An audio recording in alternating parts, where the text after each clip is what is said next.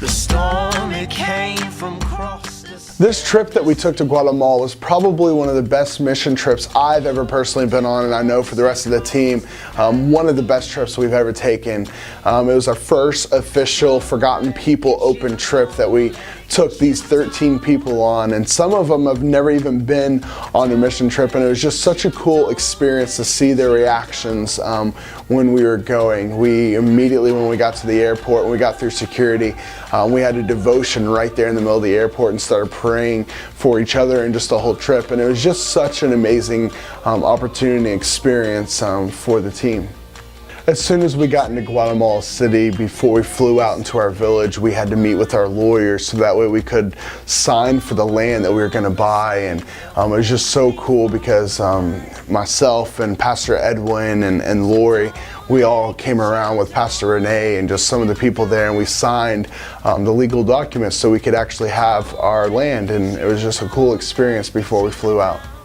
So after signing the papers there in Guatemala, we got into our 19-passenger plane and we started flying over Guatemala City and the mountains just to get to Canilla where we're at. And it was so cool because it's such a small plane and it takes you over the mountains and you can just see the beautiful land that's around. And then it got really scary because we started seeing the airstrip that we were landing on, which is obviously, you know, dirt, and it was really muddy. So I've never really experienced this before, and when we were landing, the plane literally was having trouble landing, and the plane started turning sideways and whatnot. And it was just a crazy experience and just shows how far we have to come to reach the people in Canilla.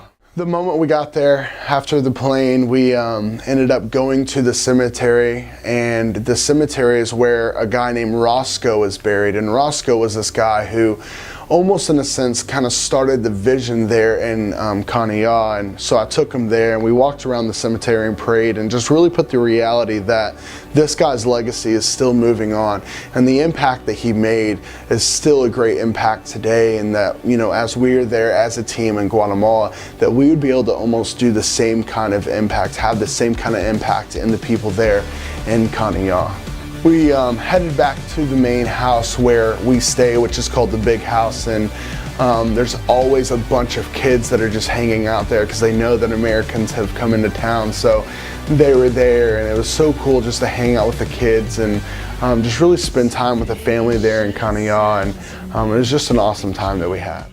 The next morning we wake up and we all loaded in the trucks and we started our drive up to the first mountain that we have, which is called Los Mangoes, and we drive for about an hour and a half in the back of these trucks, and once we go to where we can't go any longer, we get out of the trucks and we start hiking another hour and a half to 2 hours up the mountain, which is a hard hike because, you know, it's hard. I mean, it's steep and you're having to drink a lot of water and take a lot of breaks, and once we get up there, it's so cool because we were able to have one of our preachers preach and have the team pray over the people there, and then we were able to give out some food, which is awesome, and it was just a cool experience overall, just to go to the First Church and really tell the people there that they are not forgotten and that they are loved by Jesus.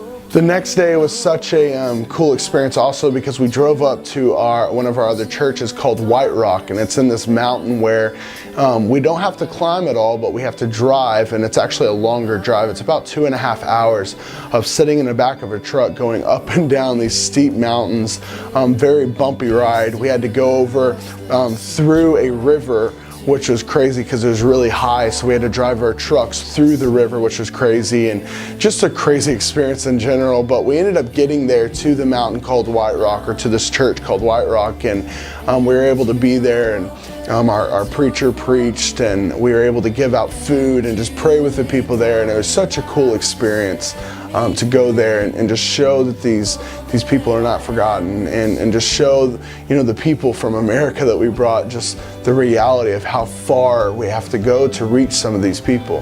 After that, we ended up that same night, we invited a lot of people from the main village to the Big House where we stay and we sleep. And we invited them because we wanted to kind of have like a declaration service where we dedicated the land that we had just bought, and really just let the people know that, you know, things are fixing to happen. There's going to be a revival, and just really about our compound that's going to be built there.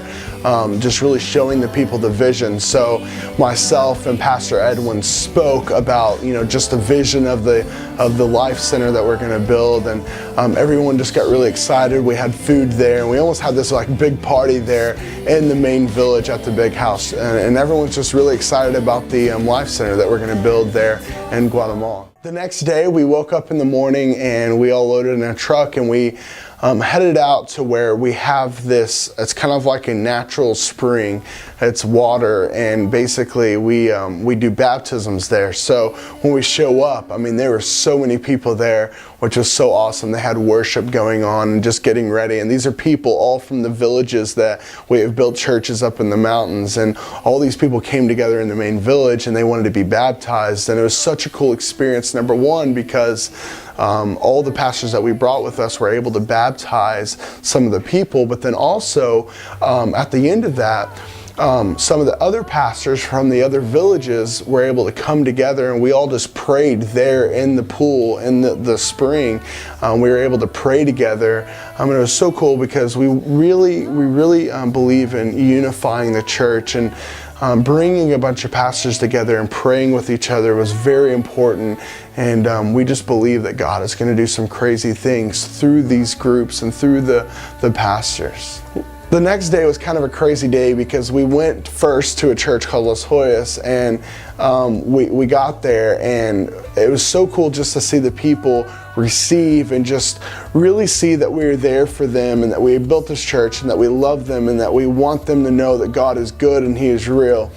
After that, we started heading up to one of the hardest churches that we've ever encountered, which is called Topal. And this is a 2.5 hour hike, a very long hike up the mountains, and we had to cross a bridge at one point, which was a really high bridge, and we ended up hiking up, which it started raining on us really hard halfway there, and we ended up getting there to Topal. And it was so cool because everyone's so tired, but we were so relieved when we got there in the mountain. One of the coolest things that happened was we brought with us this audio Bible, and this lady's blind, so she's never read the Bible before, but we got her and we put these headphones in her ears, and we let her listen to the Bible for the first time ever. And this blind lady just starts saying, "Glory to God, thank you, Lord, the Lord is good." And it was just a crazy experience overall. That same night we end up spending the night there in Topal, which was crazy because there's no plumbing, there's no showers, there's nothing, and we were able to spend the night there and head back the next morning. The next morning, we woke up there in Topal, and we had one of our life straws, but it was a family version that we wanted to give to this village because they were so high up. And literally, it's a really cool thing because they could get river water and pour it into this thing, and it cleans the water out to where they can drink it, and it's healthy water. And we were showing them in the village how to use this thing, and they were so excited to get it. We ended up hiking back, and immediately after I ended up meeting with the mayor of Kaniya, which is the main village. And once we met with the mayor, we just explained our vision and everything that's happening, and he was so excited about everything, and he told us that any way he could help, he wanted to help. And it was just really cool to see that the leader of this village was okay with what we were doing and excited about what we were doing. And honestly, we believe that we're going to be able to do so much just because he's seen what we have done so far in the village. That night we had our main service. It was our last service. Pastor Edwin spoke, and just the people there in the main village, we challenged them and just got them really excited about everything that was happening, and people started repenting, and just an awesome service there in the main village, and just an amazing experience overall. This trip overall was an amazing time. I'm still overwhelmed about the trip. We had so much fun, but yet we did so much. We were able to baptize people. We were able to do so many crazy things, and honestly, we believe that God is going to do something huge there in Kaniya, and we're so excited to see the groups that He's going to bring in the future, and we're really excited.